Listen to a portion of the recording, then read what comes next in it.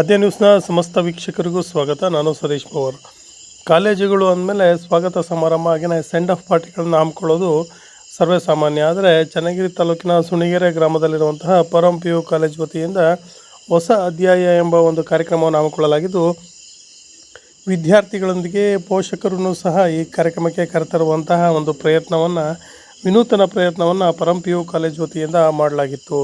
ಈ ಕಾರ್ಯಕ್ರಮವನ್ನು ಸಂಸ್ಕೃತದ ಒಬ್ಬ ಉಪನ್ಯಾಸಕರಾದಂತಹ ನಟೇಶ್ ಅವರು ಉದ್ಘಾಟನೆ ಮಾಡುವ ಮೂಲಕ ಚಾಲನೆಯನ್ನು ನೀಡಿದರು. ಹಾಗೆಯೇ ಸಂಸ್ಥೆಯ ಕಾಲೇಜಿನ ಪ್ರಾಚಾರ್ಯರಾದಂತಹ ಪೃಥ್ವಿಯವರು, ಹಾಗೆಯೇ ಸಂಸ್ಥೆಯ ಕಾರ್ಯದರ್ಶಿಯಾದಂತಹ ನಾಗರಾಜ್ ಸೇರಿದಂತೆ ಎಲ್ಲ ನಿರ್ದೇಶಕರು ಈ ಸಂದರ್ಭದಲ್ಲಿ ಹಾಜರಿದ್ದರು.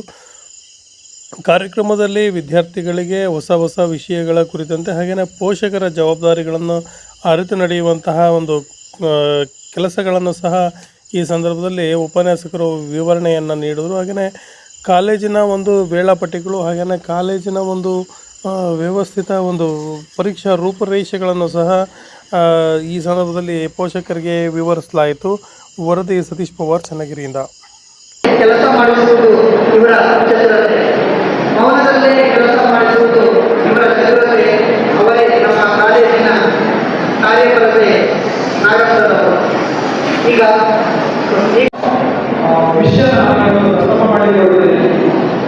ವಿಷಯವನ್ನು ಹೊಸ ಅಧ್ಯಾಯ ಶೀರ್ಷಿಕೆಯಲ್ಲಿ ಅವರ transition from school to college ಅಂತ ಶೀರ್ಷಿಕೆಯಲ್ಲಿ ನಾವು ಇವತ್ತಿನ ಪ್ರೋಗ್ರಾಮ್ ನಡೆಸ್ತಾ ಇದ್ದೇವೆ.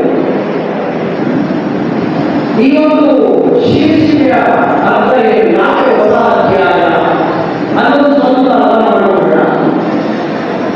ಒಂದು ಯಾವುದೇ ಒಂದು ಮಗುವಿನ ಬೆಳವಣಿಗೆ ಹಂತದಲ್ಲಿ ಮಗು ಬೇರೆ ಬೇರೆ ಹಂತದಲ್ಲಿ ಬೆಳೀತಾ ಹೋಗುತ್ತೆ. ಹುಟ್ಟಿ ಬೆಳೆದ ಮೇಲೆ ನಡೀಲಿಕ್ಕೆ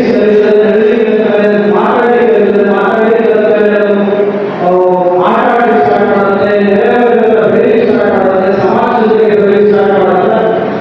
ಇದಾದ್ಮೇಲೆ ಮಗು ಸ್ಕೂಲಿಗೆ ಹೋಗಿ ಸ್ಟಾರ್ಟ್ ಮಾಡುತ್ತೆ. ಸ್ಕೂಲಲ್ಲಿ ಫ್ರೆಂಡ್ಸ್ ಮಾಡ್ಕೊಡುತ್ತೆ, ಆಟೋ ಪಟ್ಟಗಳು, ದುಂಡಾಟಗಳು, ಟೀಚರ್ಸ್ ಮನೆಗಳು, ಈಗ ಅನೇಕ ವಿಷಯಗಳು ಮಕ್ಕಳು ನಡೆಸ್ತಾ ಹೋಗ್ತಾರೆ.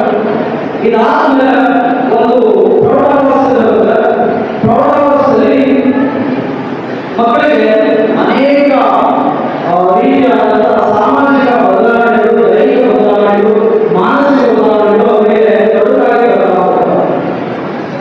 ಇಂಥ ಸಂದರ್ಭದಲ್ಲಿ ಈ ಒಂದು important stage 10th board exam ಬರೆದು ಮಕ್ಕಳು ತುಂಬಾ ಒಳ್ಳೆ ಮಾರ್ಕ್ಸ್ ಬಂದಿದ್ದಾರೆ. ಹಾಗೆ ಒಂದು ಒಳ್ಳೆ ಮಾರ್ಕ್ಸ್ ಬಂದಾಗ ಸಮಾಜದಲ್ಲಿ ಬೆಳೆದಿರ್ತಾರೆ. ಸಮಾಜದಲ್ಲಿ ಒಂದು ಉತ್ತಮ ಈಗ 10ನೇ ಕ್ಲಾಸ್ ಎಕ್ಸಾಮ್ ಬರೆದಿದ್ದಾರೆ, ಒಳ್ಳೆ ರಿಸಲ್ಟ್ ಬಂದಿದೆ. ನಿಮಗೂ ಖುಷಿಯಾಗಿದೆ, ಪೋಷಕರಿಗೂ ಖುಷಿಯಾಗಿದೆ, ಮಕ್ಕಳಿಗೂ ಖುಷಿಯಾಗಿದೆ. ಆದರೆ ಈ ಬೋರ್ಡ್ ಎಕ್ಸಾಮ್ ಏನಿಲ್ಲ ಅದು ನಮಗೆ ಬಹಳ ದಾರಿ ತೋರಿಸುವ ಕೆಲಸ ಮಾಡುತ್ತೆ. ಯಾಕೆಂದ್ರೆ ಮಕ್ಕಳಿಗೆ ಏನಿಸುತ್ತೆ, ನಾನು 620 ಸ್ಕೋರ್ ಮಾಡಿದ್ದೀನಿ, ಹಾಗಾಗಿ ನಾನು ತುಂಬಾ ಉದಾರ, ಹಾಗಾಗಿ ನಾನು ಸೈನ್ಸಲ್ಲಿ ಏನೇನು ಬೇಕಾದರೂ ಎತ್ಕೊಂಡು ಬರ್ತೀನಿ ಅನ್ನೋ ಒಂದು ಆತ್ಮವಿಶ್ವಾಸ ಬರ್ತದೆ. ಈ ಆತ್ಮವಿಶ್ವಾಸ ಬೇಕಾದ್ರೆ ಬೆಳೆಯಬೇಕು. ಆದರೆ ಮಕ್ಕಳು ಈ ಆತ್ಮವಿಶ್ವಾಸ ಇಟ್ಕೊಂಡು ಒಂದ್ಸಲ ಕಾಲೇಜ್ ಮಟ್ಟಿನ ಮಕ್ಕಳಿದ್ರೆ ಅಲ್ಲಿ ಅನೇಕ ಚಾಲೆಂಜಸ್ ಫೇಸ್ ಮಾಡ್ತಾರೆ. ಈಗ ಚಾಲೆಂಜಸ್ ಅಂದ್ರೆ ಏನು? ಮಕ್ಕಳಿಗೆ ಈ ತನಕ 10th ಅಲ್ಲಿ ಏನಾಗಿದೆ ಅಂದ್ರೆ ಬೋರ್ಡ್ ಅಂದ್ರೆ ಇದೇ ಇಂಪಾರ್ಟೆಂಟ್ ಕ್ವಶನ್, ಇದೇ ಕ್ವಶನ್ ಕೇಳಿದಾಗ ಇದಕ್ಕೆ ಇದೇ ಆನ್ಸರ್ ಬರೀಬೇಕು ಅನ್ನೋ ರೀತಿ ಅವರಿಗೆ ಪಾಠಗಳನ್ನ ಮಾಡಿದ್ದಾರೆ. ಆದರೆ ಈಗ ಪೋಷಕರು ಅಡ್ಮಿಷನ್ ಮಾಡಿದ್ರು CE ಆಗಿರ್ಬೋದು, NEET ಆಗಿರ್ಬೋದು, JEE ಆಗಿರ್ಬೋದು, ಈ ಥರ ಕೋರ್ಸ್ಗಳಿಗೆ ಅಡ್ಮಿಷನ್ ಮಾಡಿಸಿದ್ದಾರೆ. ಒಂದು ದೊಡ್ಡ ಚಾಲೆಂಜ್ ಏನಂದ್ರೆ ಈ ಎಕ್ಸಾಮ್ಗಳಿಗೆ ಇದೇ ಕ್ವಶನ್ ಕೇಳಿದ್ದಾರೆ ಅಂತ ಇದುವರೆಗೂ ಯಾರು ಪ್ರೆಡಿಕ್ಟ್ ಮಾಡಲಿಕ್ಕೆ ಆಗಿಲ್ಲ. ಸೊ ಅದರ ಪ್ರೆಡಿಕ್ಟ್ ಮಾಡಲಿಕ್ಕೆ ಆಗದೇ ಇದ್ದಾಗ ಮಗು ಸಹಜವಾಗಿ ಆತ್ಮವಿಶ್ವಾಸ ಇಟ್ಕೊಂಡು ಕಾಲೇಜ್ ಬರುತ್ತೆ, ನಾನು ತುಂಬಾ ಚೆನ್ನಾಗಿ ಓದ್ತೀನಿ ಅನ್ನೋ ವಿಶ್ವಾಸ ಇರ್ತದೆ. ಆದರೆ ಒಂದ್ಸಲ ಅವರಿಗೆ ಎಕ್ಸಾಮ್ ಬರೀ ಸ್ಟಾರ್ಟ್ ಮಾಡಿದ್ರೆ ಅವರಿಗೆ ನಿಜವಾದ ಟ್ಯಾಲೆಂಟ್ ಅಂದ್ರೆ ಏನು, ನಿಜವಾದ ನಾಲೆಜ್ ಅಂದ್ರೆ ಏನು ಹಾಗಾಗಿ ಮಕ್ಕಳು ಮತ್ತು ಪೋಷಕರು ಇದಕ್ಕೆ ತಯಾರಾಗಿರಬೇಕು. ಸೊ ಇಲ್ಲಿ ಹೊಸ ಅಧ್ಯಾಯ ಸ್ಟಾರ್ಟ್ ಆಗ್ತಾ ಇದೆ. ಇದು ಈಗಿನ ಅಧ್ಯಾಯಗಳ ಇರೋದಿಲ್ಲ.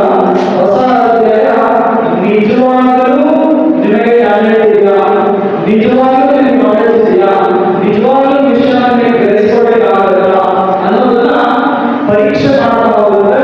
ಹಂತ ಹಂತವಾಗಿ ನಿಮ್ಮನ್ನ ಈ ಎಕ್ಸಾಮ್ಗಳಿಗೆ ತಯಾರಿ ನಡೀತಾ ಹೋಗುತ್ತೆ. ಸೊ ಈಗ ಹಾಗಿದ್ರೆ ಆಸ್ ಅ ಪೇರೆಂಟ್ ಅಥವಾ ಆಸ್ ಅ ಸ್ಟೂಡೆಂಟ್ ನಾವೇನು ಮಾಡಬೇಕು, ನಾವೇನನ್ನು ನಿರೀಕ್ಷೆ ಮಾಡಬಹುದು ಅಥವಾ ನಾವು ತಯಾರಿ ಹೇಗಿರಬೇಕು, ಎರಡೂ ಬೇಕು.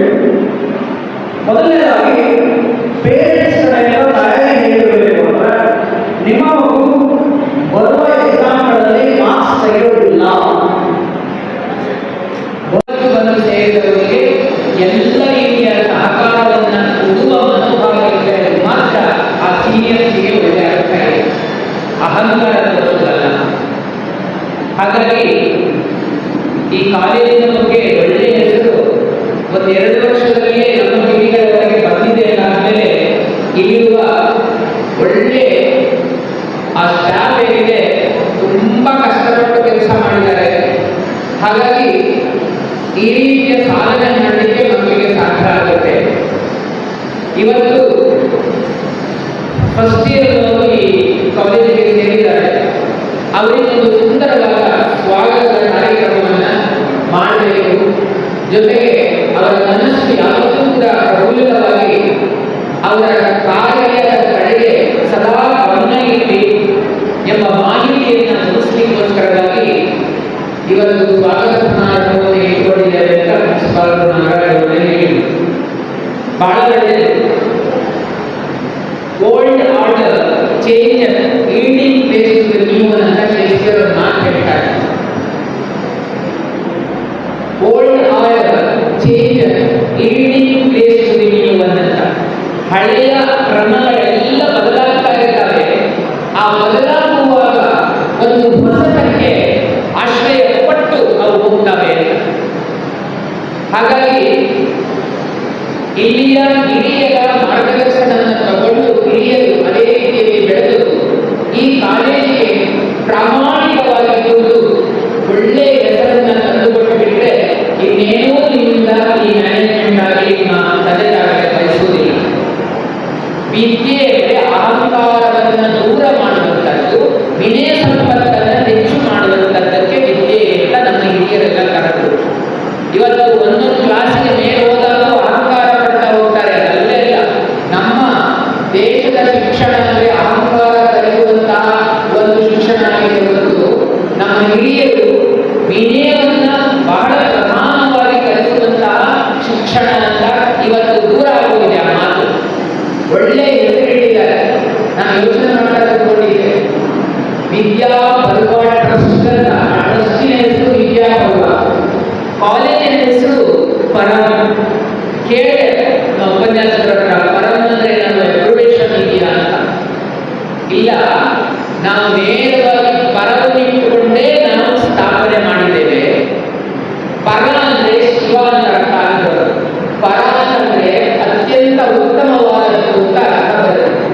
ಇಡೀ ಕಾಲೇಜುಗಳಲ್ಲಿ ಅತ್ಯಂತ ಉತ್ತಮವಾಗಿ ಬೆಳೀಲಿ ಎಂಬ ಸಂಕಲ್ಪವನ್ನ ಕನಸನ್ನು ಇಟ್ಟುಕೊಂಡು ಈ ಸಂಸ್ಥೆಯನ್ನು ಸ್ಥಾಪಿಸಿದ್ದಾರೆ. ನೀವೆಲ್ಲ ಅಧ್ಯಾಪಕರನ್ನು ನೋಡಿದ್ರೆ ನಾನು ನಿಜವಾಗ್ಲೂ ರೋಮಾಂಚನ ಇತ್ತು, ಹೊಗಲಿಕ್ಕೆ ಹೇಳ್ತಾ ಇಲ್ಲ. ಎಲ್ಲ ಎಕ್ಸ್ಟ್ರಾಸ್ ಇದ್ದಾರೆ, ತುಂಬಾ